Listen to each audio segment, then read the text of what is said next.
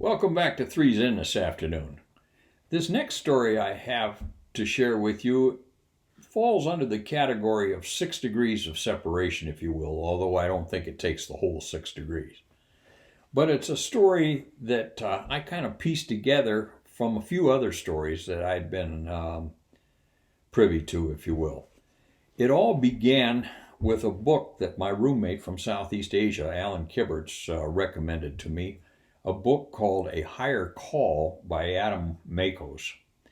And that's a story of a World War II B-17 pilot named Charlie Brown who had been flying a mission over Europe and was shot up terribly and was just limping home when he got bounced by a Focke-Wulf 190 pilot, a guy named Franz Stigler. Stigler or Stigler, I'm not sure of the pronunciation, but we'll go with Stigler. At any rate, when Franz came up behind Charlie's bomber, he saw that it was so shot up and torn apart, it was barely flying. Also, he noticed that it was not firing at him, so he figured out that the airplane probably had the guns rendered unserviceable, and as it was the case. And he also saw, he could tell there were dead and wounded on board. So he decided not to shoot it down. And that was really courageous of Franz because at the time it was against orders to let an airplane go like that. But Franz said, you know what, we're just going to let this one go. So he flew up alongside Charlie Brown, rendered a salute, and then peeled off and went home. Didn't say anything about it. When Charlie got back to the base, he debriefed what had happened after he landed, and he couldn't say anything about this incident because they didn't want to bring it up.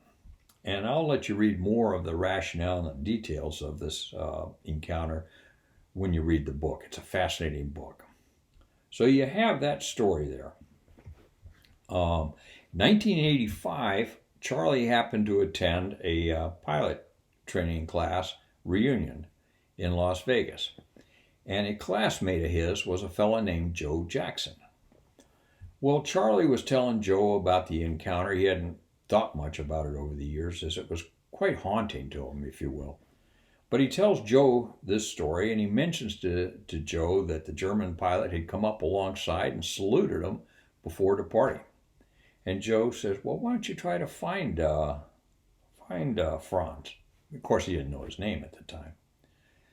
So, through a concerted effort over the years, in 1990, they actually found each other and they had a reunion.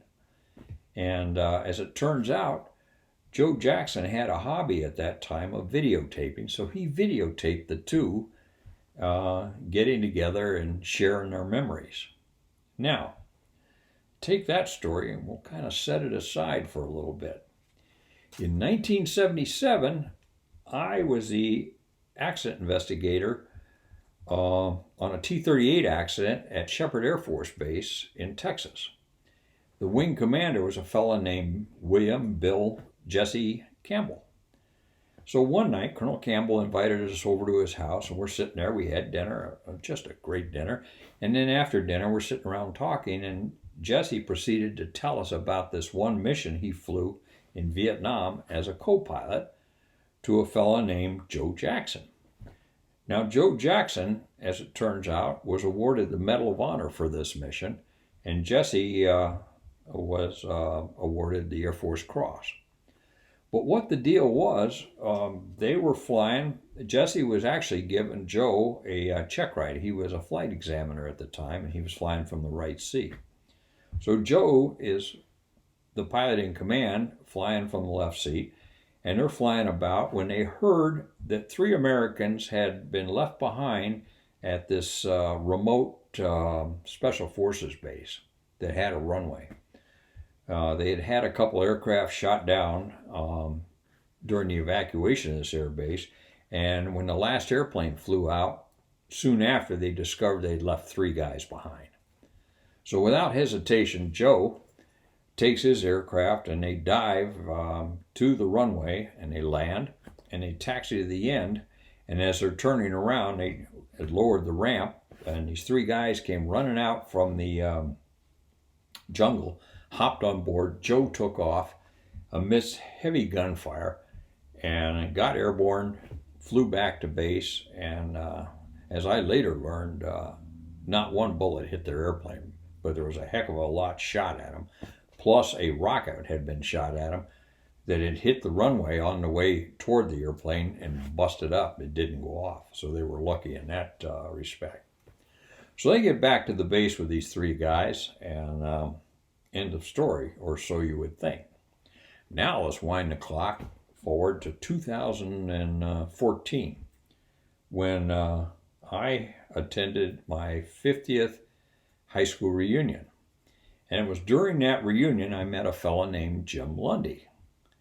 And we got to talking about one thing or another, and Jim shared that he once had been rescued by a guy that flew the C-123 into this remote base, and amidst all odds, and he and two other guys jumped on board, and they were saved by this fellow named Joe Jackson.